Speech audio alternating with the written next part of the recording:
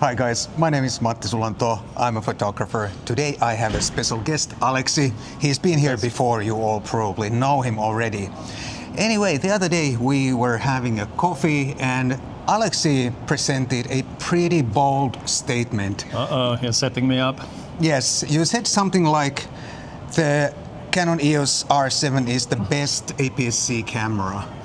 Well, I'm not sure if I said it in such an unqualified way, but I did say that I feel it's kind of a little bit of an unsung hero, and for me, in a while, it's the best APS-C camera that I've used, for sure.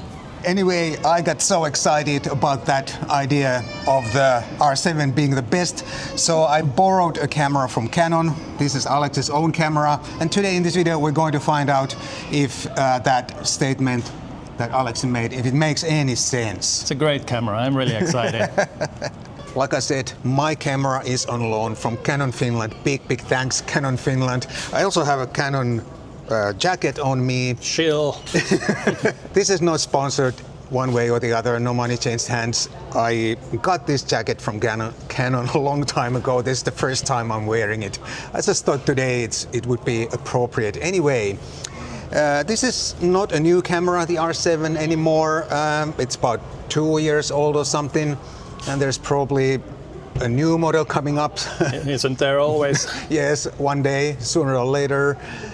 But we still wanted to find out, is it any good these days? Yeah, I somehow feel this camera hasn't gotten really kind of the, I don't know, the buzz that other cameras have. Like Fuji. Like Fuji, if you compare it to the Fuji X-H2, X-H2S, I mean, they get all the limelight, but this poor guy has been left in the background a little bit, and I think it's undeserved. I'm really excited about this camera. When I got this, I had the feeling I want some really good, nice APS-C camera for street shooting and travel and so on, and I wanted to try a Canon, especially now that they have third-party lenses for it. I think it's a really solid package. It's just a camera that does everything well. There's so many cameras there that people are talking about, but this guy, I don't know. There's some wildlife guys and so on who are really excited about it, but I'm excited about it for just general purpose. Canon does things well. There's one thing I'd like to say. It has nothing to do with Canon or any particular brand.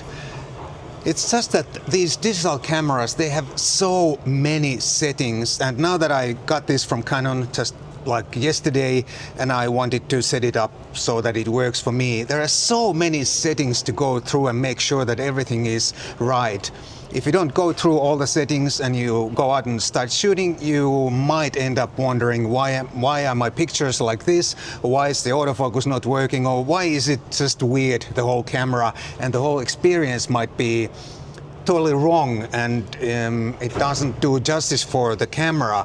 I've been lately shooting a lot of film, and film cameras are so simple. You set up the film sensitivity and that's it.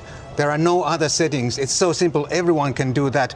But these modern digital cameras, all cameras, not just Canon, they have so many settings that you have to check before you start shooting to make sure that the camera works for your type of photography. And that's why Fuji made the X-half for you.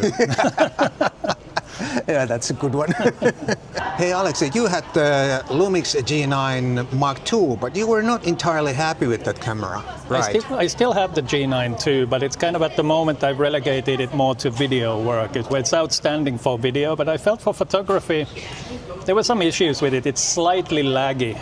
Just a little bit like, I mean, it's a small thing, but it takes about 5 to 6 seconds to turn it on. So for example, if you're doing something more faster paced, it's a little bit of an annoyance. Hey, you know what? My S5 Mark II X does the same thing. It takes forever to boot up the camera. It feels like there's not enough processing power. Also, when you view the images, it takes about 2 to 3 seconds when you press play. Yeah. And for example, when you're showing to someone the pictures you've just taken, there's such a lag in it. These are small things, but you know, in the present day, you don't really want to deal with them if you don't have to. Then another thing is actually the physical build quality. All the kind of faux leathers and whatever, all the grips, everything is peeling off. I even sent it to Poland for them to redo them, and in 1 month it's all peeling off again, especially in India, and I'm putting super glue everywhere on the thing, and it's just a little bit annoying.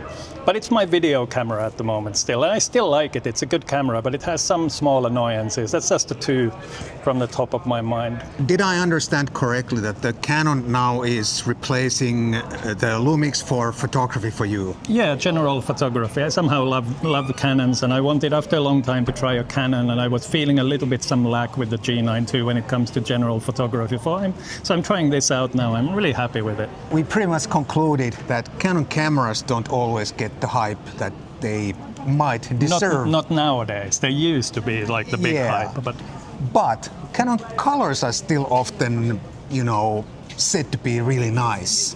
And I kind of tend to agree. Even the latest Canon cameras, I don't own any, but I sometimes borrow from Canon Finland. My latest one before that, this was the R5 Mark II, and I think the colors are pretty neat and good looking, and the pictures generally look really nice straight from the camera. I seldom have to do much post-processing. Yeah, I agree with you. I don't think it's completely pulled out of thin air that the Canon colors are really are nice. And for example, now when I picked up a Canon after a long time, somehow when I put them on my computer, I was just so happy, so pleased with the general color profile, contrast and white balance and metering. I think all of those together make the kind of the Canon experience, and I think it's really there. I think it's a really nice experience working with Canon colors. When we were sitting in that cafe and talking about how nice the R7 is, you also said that the colors are even better than Fuji colors. Do you still stand by that? Here comes the setup.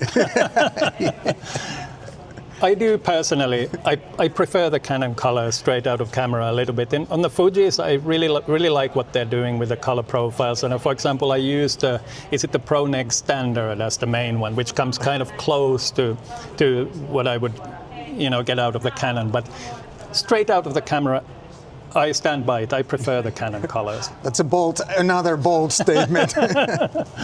One big issue with Canon cameras, of course, is the lens situation. Yeah. The mount is not open for third-party, or has not been open for third-party manufacturers. Now the APS-C is, so there's a little bit more lenses coming, a little bit more primes coming, which is good. I think that's a good move. Yeah, the situation is not actually that bad for APS-C Canons anymore. There are, I think, 7 Sigma lenses available, 1 Tamron, and probably something else that I can't just right now remember.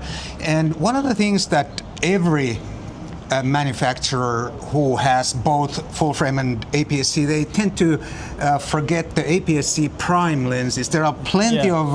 everybody except Fuji, since it's their main system. Yeah, but that's different, and they don't have full frame. Yeah, they don't have full frame. It's their main system, so it's understandable. There are plenty of these consumer-grade zoom lenses, but no primes. But for Canon, for example, now there are those at least 3 fantastic Sigma primes available. Yeah, and then of course you have the small full frame primes, the 28, the 16, and and 50 millimeter and things like that, which are small enough and versatile enough to also use on the APS-C. So the situation is not great, but it's not like abysmal anymore. It's not a dire situation anymore.